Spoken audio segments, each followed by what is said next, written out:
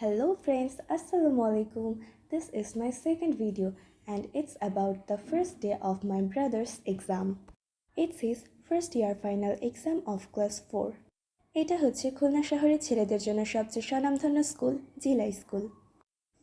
আর এখানেই পড়ে আমার মিষ্টি পিচ্চি ভাই আলী। আজকে ওর বাংলা পরীক্ষা ছিল। খুব ভোরে ভোরে উঠে ও পড়া রিভাইজ করছিল এবং যাবার সময় টুকটাক দেখছিল। এখানে আমি কিছু ক্লিপস নিয়েছি একটা মিসকনসেপ্ট দূর করার জন্য। আমরা যারা ইন্টারে বাংলা প্রথম পত্র বইয়ে রবীন্দ্রনাথের লেখা অপরিচিতা গল্পটি পড়েছি, আমরা জানি প্রজাপতিকে তিনি বিয়ের দেবতা দাবি করেছেন সেখানে।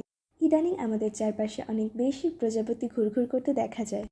আসলে শীতের শুরুর দিকে গাছে নতুন পাতা, ফুল, মধু বেশি থাকে, আর এগুলোই প্রজাপতির খাবার। তাছাড়া এ সময় আবহাওয়া খুবই আরামদায়ক থাকে, যা আমাদের মতো প্রজাপতির কাছেও খুবই প্রিয়। আমি এখন যেখানে বসে আছি, ঠিক 1.5 বছর আগে আমি এখানে বসেই আমার এসএসসি পরীক্ষাগুলো শুরু হবার আগে বইয়ের পাতাগুলো শেষবারের মতো উল্টোতাম। এখনও এই জায়গাগুলোতে আসলে এসএসসি পরীক্ষার সেই অনুভূতিগুলো জেগে ওঠে। আজকেও আমি সেখানে বসা, আর পাশে বসা আমার আম্মু, কিন্তু সময়টা ভিন্ন। অ্যান্ড দিস ইজ আয়াত, মিষ্টি একটা বাবু যে অনেক সুন্দর করে কথা বলে।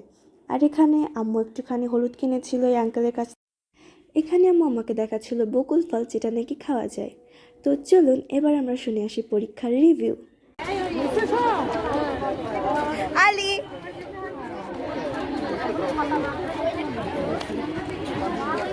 কেমন হয়েছে এক্সাম? অনেক পরীক্ষা মানে অনেক ভালো।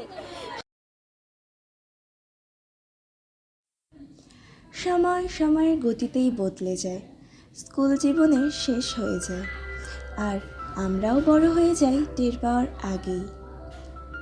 কলেজ শুরু হয়ে গেল বছরের মাঝ বরাবর। এখন আর বছরের শেষে পরীক্ষা হয় না কোনো উত্তেজনা।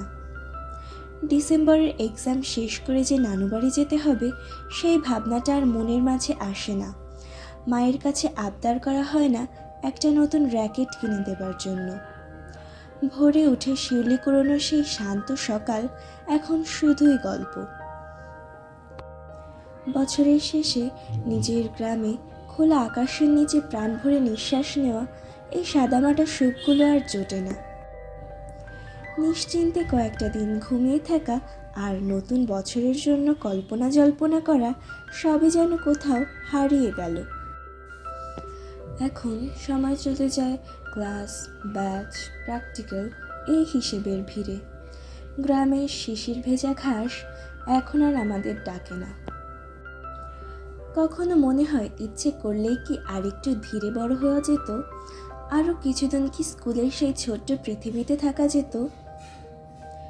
আজ বুঝি বড় হওয়া মানে শুধু বয়স বাড়া নয়, এটা স্মৃতি জমে ওঠার একটা নীরব পথ, যেখানে আমরা সামনে এগোই, কিন্তু মন মাঝে মাঝে ফিরে যায় সেই সোনালি স্কুলের দিনে। কারণ সেই দিনগুলোই ছিল সবচেয়ে সহজ আর সবচেয়ে আপন।